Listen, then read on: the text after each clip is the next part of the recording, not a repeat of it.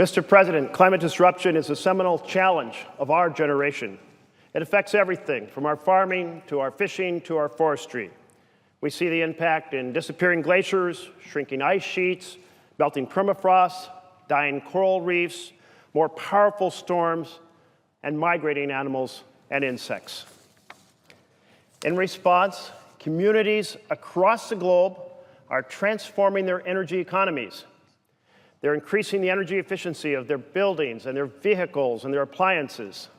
And they're replacing carbon-polluting fossil fuel energy with clean, renewable energy. How much do you know about the changes underway? Let's find out. Welcome to Episode 2 of the Senate Climate Disruption Quiz. First question. Which car company announced just last week that all its new models will have an electric motor starting in 2019? Was it Toyota, which has the Prius currently and the Prius plug-in? Was it Volvo, known for its safety? Or Honda, which advocates its fuel efficiency? Or Ford, which has the all-electric Focus?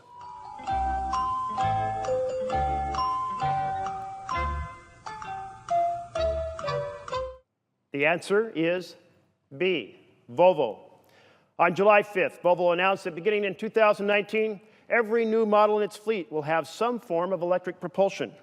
That will include so-called mild hybrids featuring regenerative braking like the Prius, plug-in hybrids like the Volt, and fully electric cars like the Tesla.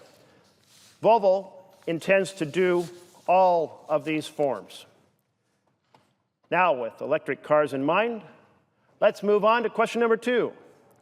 Which European country plans to ban the sale of new diesel and gas vehicles by the year 2040? Is it France, or Spain, or the United Kingdom, or Switzerland?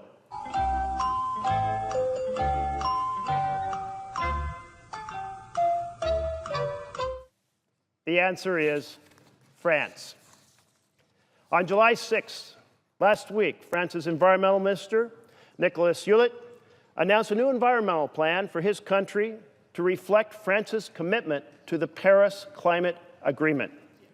Minister Hulot not only said that France will ban the sale of new diesel and gas cars starting in 2040, but will seek to shut down all of its coal-powered electric plants by the next 5 years, by the year 2022, and to pursue a carbon-neutral economy by the year 2050. That's the same as a net zero production of carbon dioxide.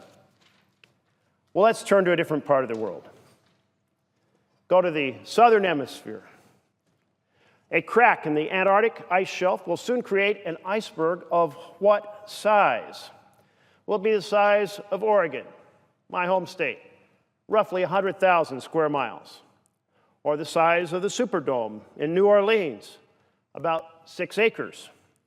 How about the size of Manhattan, 23 square miles? Or Delaware, which is much larger at about 2,000 square miles?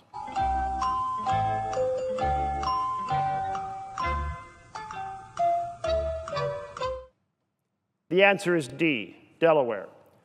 The crack in this ice shelf will create an iceberg about the size of Delaware. This is Antarctica's 4th largest ice shelf.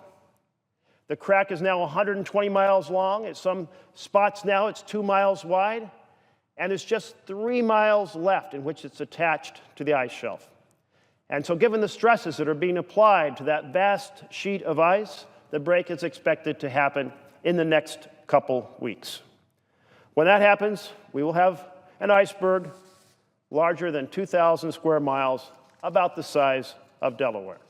And this will be such a large iceberg that it will contain roughly 1 trillion tons of ice. Question number 4. Global production of what fossil fuel fell by 6.2% in 2016? Was it coal? Or was it oil? Or was it natural gas?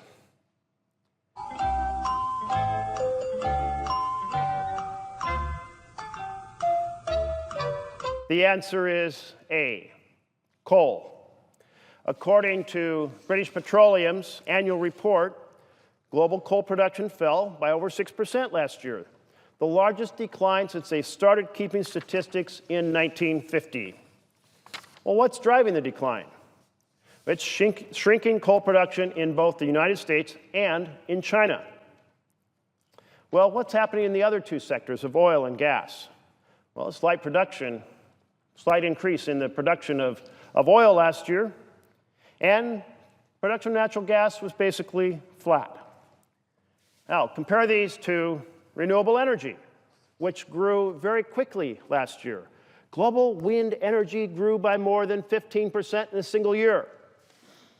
But that's a small amount compared to global solar energy, which grew by almost 30%. In a single year, almost a third increase in global production. And renewable energy is now taking up a larger share of the primary energy production worldwide. And finally, question number 5. How many U.S. cities have joined the We Are Still In coalition? That's a coalition that was formed after President Trump announced he was going to withdraw the United States from the Paris Accord. Is it 15 cities, 125 cities, 500 cities, or just 100 cities?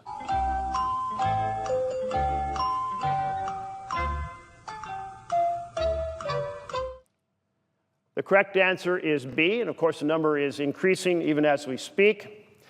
President Trump announced on June 1st that he would pull the United States out of the Paris Accord, and in just that short period since, a little over 5 weeks, 125 cities, 9 states, 900 businesses and investors, 183 colleges and universities have declared that they are committed to the vision of the Paris Agreement and to making steps to be part of obtaining and securing that vision. Together, this coalition represents 120 million Americans and a $6.2 trillion share of the United States economy. It includes cities from the west, like Los Angeles, to the east, such as Baltimore. It includes red states, cities in red states like Houston, Texas, and Tucson, Arizona. It includes cities from the southwest and southeast, like Santa Fe, New Mexico, from the southwest, and Charleston, South Carolina, in the southeast. These are just a few of the 125 cities led by Democrats and Republicans. Because the fact is, the threat of climate disruption to our planet is not a partisan issue. It is not a red issue or a blue issue. It is an issue that impacts everyone on this globe, regardless of political ideology. So there you have it, folks. Episode 2 of the Senate Climate Disruption Quiz. Questions ripped right from the headlines. How did you score? Every week we have surprising new facts on the ground about the changes in the environment, and new facts about the response of communities across the globe. There's no question we are racing the clock to take this on as human civilization, and there is no time to spare. So stay engaged in the fight. And in the near future, I'll bring you episode 3 of the Senate Climate Disruption Quiz to present some of the new issues that will unfold in the coming days. And if you are following this quiz at home and have a good idea for a climate disruption question, please tweet it to me at @SendJeffMerkley on Twitter using the hashtag ClimateQ4Jeff.